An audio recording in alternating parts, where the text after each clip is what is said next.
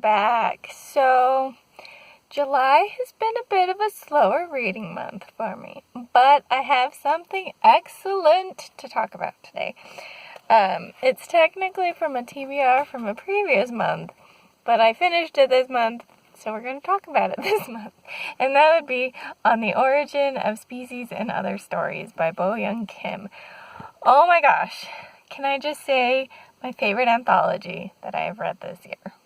So good. And that's especially crazy to me because this is a sci-fi one, and generally sci-fi is not so much my thing, but this is precisely the kind of sci-fi that really gets me excited. It's based in scientific concepts that I'm more familiar with. It talked a lot about like evolution and biology and things like that, and having a biology degree, these are things that I learned about, and so scientific sci-fi ruminations on those topics are generally the ones that are more striking to me.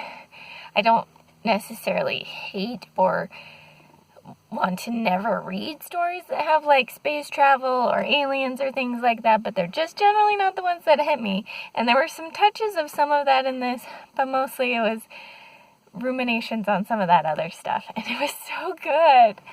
So good. I loved this so much. There are only like 7 or 8 stories in here total, technically, but they were all so good and so lovely, and I highly recommend just going out and reading this. It was so good. So good.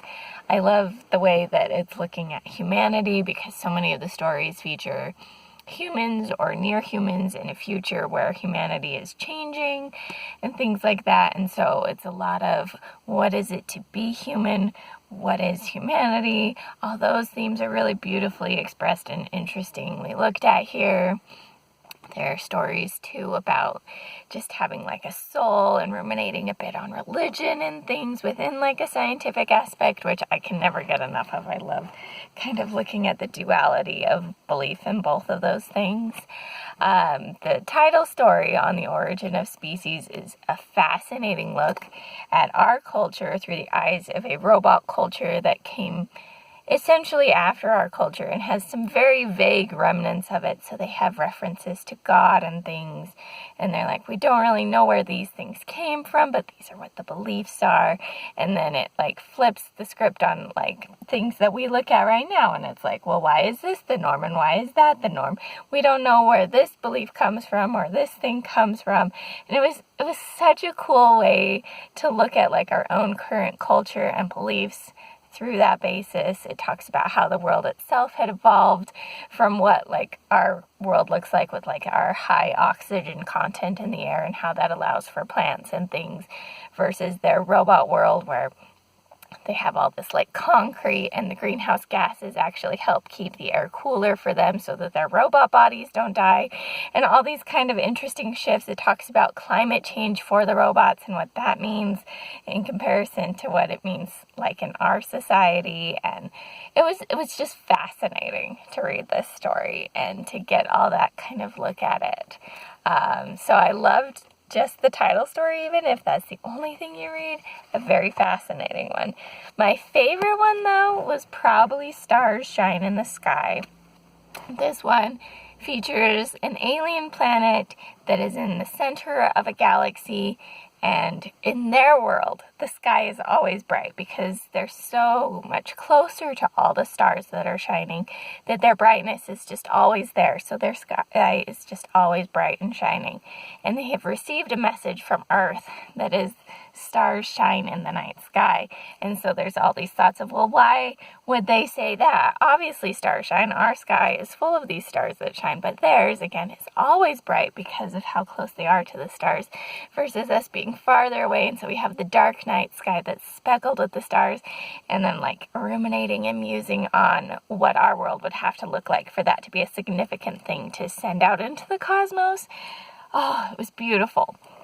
And within that story as well, beyond that beautiful rumination, there was also the character who is telling the story has this condition where on their planet there's essentially no sleep.